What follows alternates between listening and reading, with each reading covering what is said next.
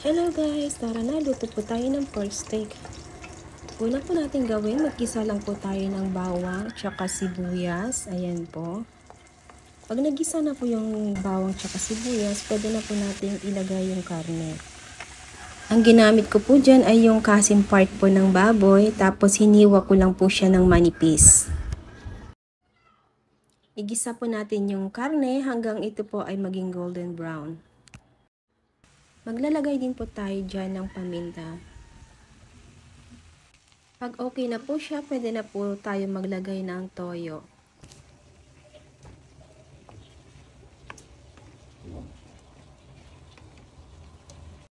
Tapos, pwede na po tayo maglagay ng tubig. Pwede na rin po natin isabay ang kalamansi. Tapos, takpan lang po natin siya hanggang ang karne po ay maging malambot.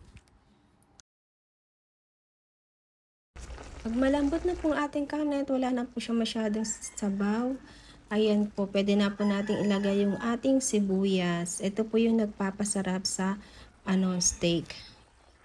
Ayan guys, ready to serve na po ang ating pork steak. Thank you guys for watching. God bless everyone. Happy lunch po sa lahat.